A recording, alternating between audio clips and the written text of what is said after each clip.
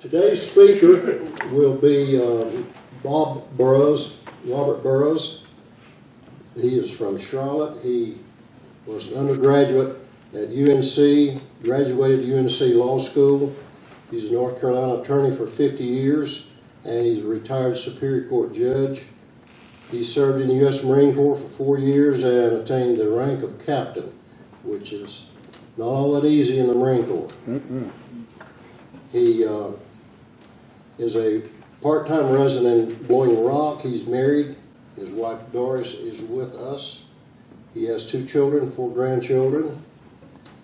So Judge Burrows, I turn it over to you, sir. Thank you. Good morning, and I want to appreciate everybody coming, especially the young people. We seem sometimes to have lost touch with them.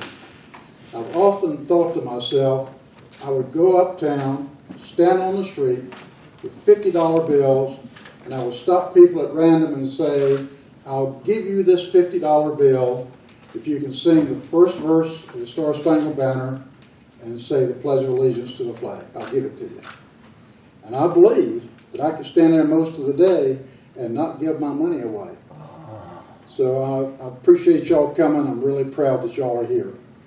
If any of you watched the Viking-Dallas football game last night, it was so unusual I called my brother in Hatters and asked him if he was watching. What did you see? A gigantic flag, as big as the football field. What else did you see? The players standing up. What else did you see? A man playing the trumpet. What else did you see? The fans singing the national anthem. Amen. And I called him and I asked him, I said, are you watching this?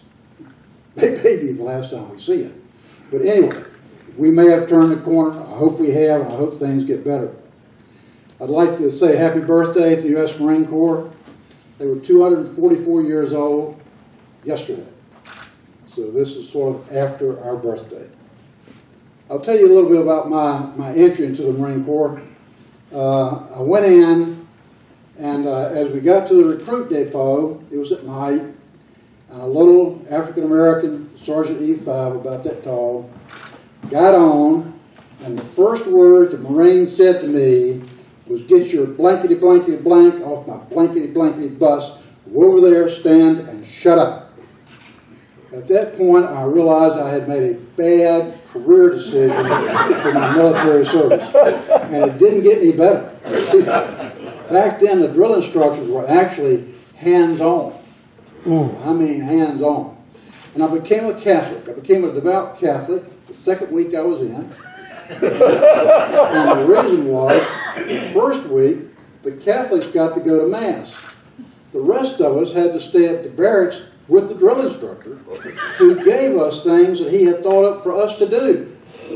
So the next Sunday, when the Mass was called, 48 people lined up and got on the bus. We went to Mass, and why did we go? Because they passed the word that the chaplain would let you sleep. He did not make you stay awake. And for those of you who've been in and gone through recruit training, you realize sleep is a precious commodity that you don't get much out of. And so we would go and we'd sleep. I don't know if there are Catholics here, you'll understand this, I don't. But somewhere along the end of the service, somebody rings a bell. I never knew what the bell was for, but it was ringing stuff. And you'd punch the guy next to you to be sure he was up. And then we'd get up and walk out and go back. It was a great hour. Don't know that anybody got a lot of religion, but we did get some sleep. So that's sort of how I got to this thing. Later, much later, in fact, not too long ago, I had the opportunity to go back to Paris Island and see how recruits are trained today. Now, I went back in 61. In 60, went back in 60. And the training then was much different. Back then, surely hands-on.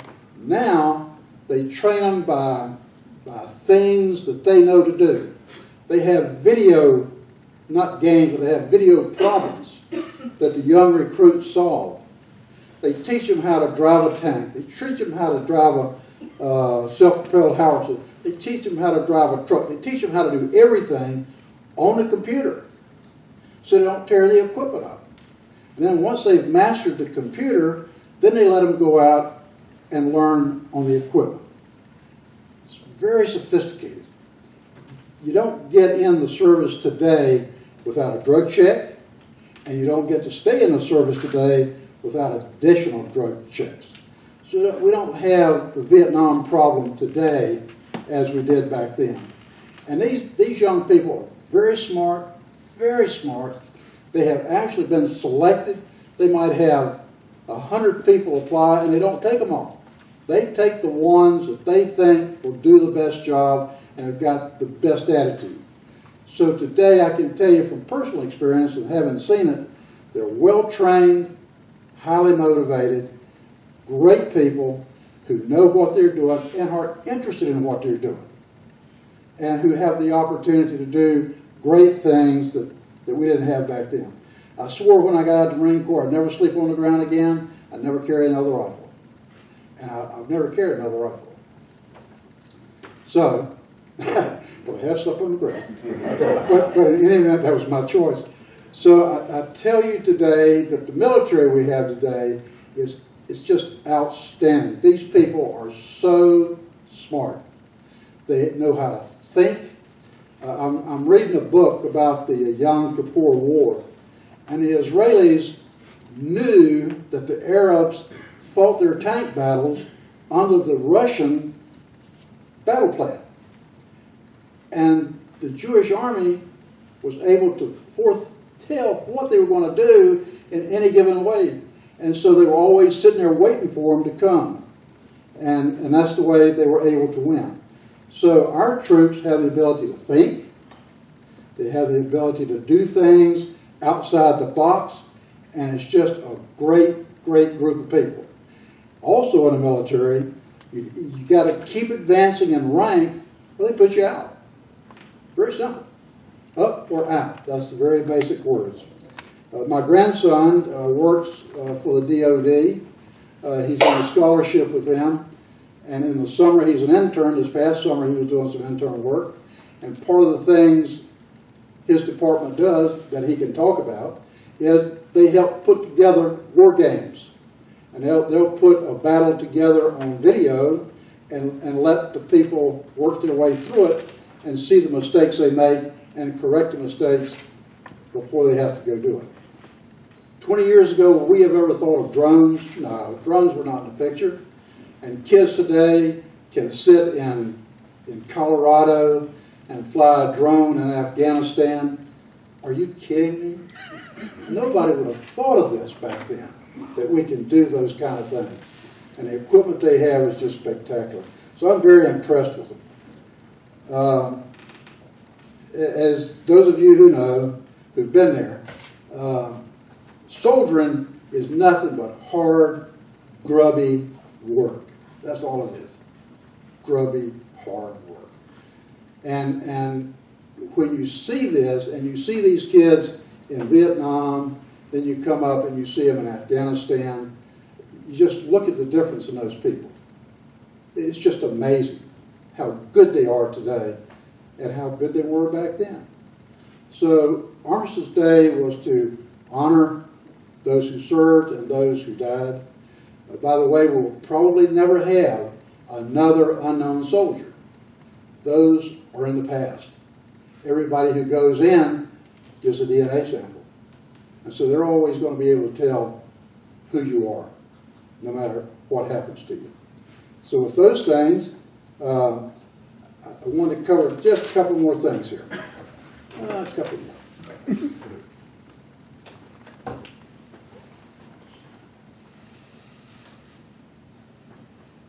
Today, we have a military that's kind of thin, kind of extended.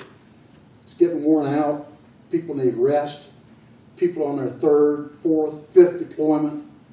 That's just too much. And so what we need to do is we need to support our military and try to get them some relief by having larger numbers of people who will be able to take their turn when their turn comes. So I'm going to leave you with a few last thoughts. Well, I got one more story. One more story. I'm colorblind. And when I went in, the Marine Corps gave me a colorblind test.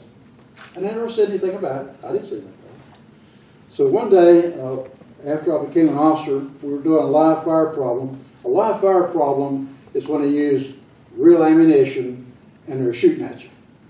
And they're using real ordnance and they're throwing it at you. So I'm standing up there, minding my own business. Major comes up and says, "Lieutenant, come here." I said, "Yes, sir." He said, "We need some more ammunition, some more ordnance." He said, "We need 3 greens, blue, 2 blacks, and a red, and a yellow." I said, "Right, right." I couldn't see him.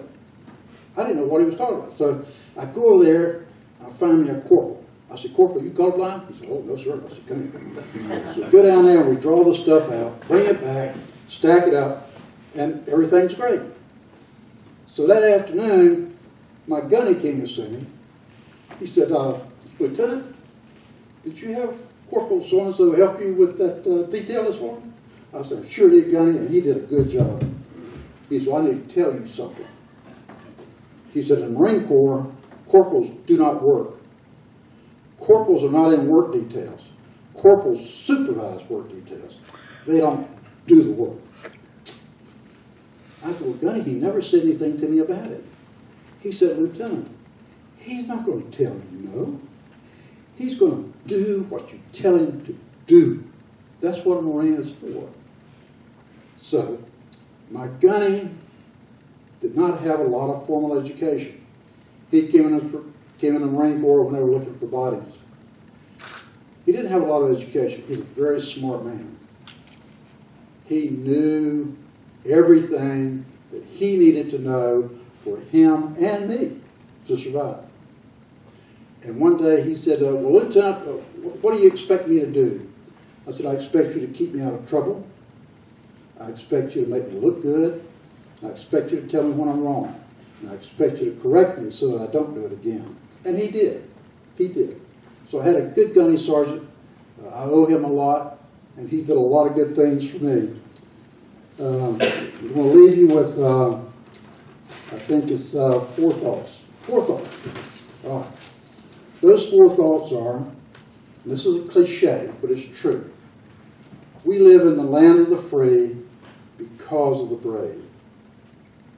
We cannot have the First Amendment without the Second Amendment.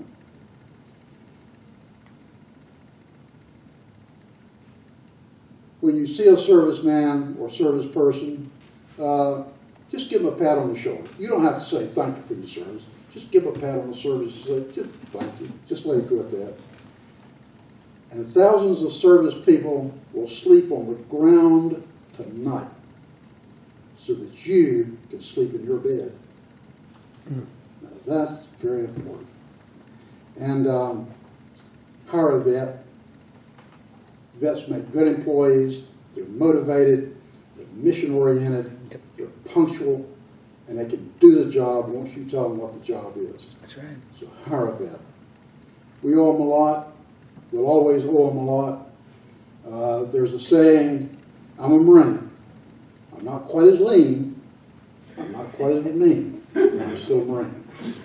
And so on the 244th birthday of my Corps, I bid you farewell.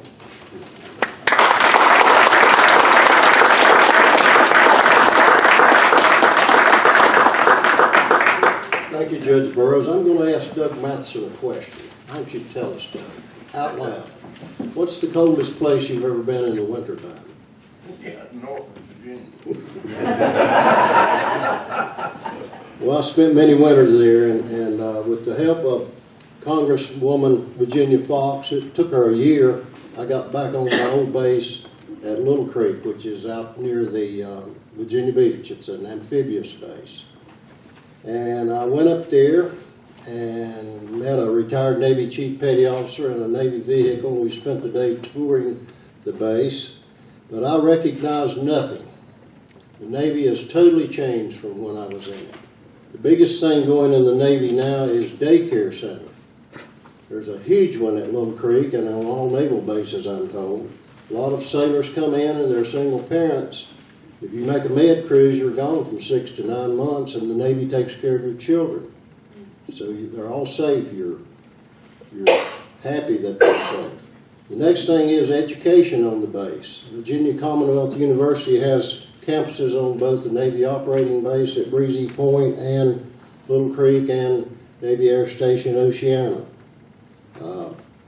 The Navy is really pushing education. The next thing is enlisted personnel get around a $40,000 enlistment bonus. Little Creek is home to most of the Navy SEAL teams. A myth is most of them have moved to San Diego. That is a myth. SEAL Team 6 is straight right up there at Little Creek. Navy SEALs get a re-enlistment bonus of $100,000. So the Navy has vastly changed. They're trying to keep the personnel they have. It's very expensive to get new people and train them. Now, how many people remember Vernon Dunn in our audience? Vernon has moved away. He was a veteran, and he has given to Post 256 and the town of Blowing Rock this U.S. ensign, which flew over the USS Arizona, the battleship BB-39, which was sunk on December 7, 1941 at Pearl Harbor. It sunk in 14 minutes after the first Japanese bomb hit it. 1,177 U.S. Navy sailors and Marines. And Marines are on larger Navy ships. They guard the captain and the executive officer. They also run the brig, which you know as jail. 1,177 men were entombed when the ship sank because of the watertight integrity the Navy activated.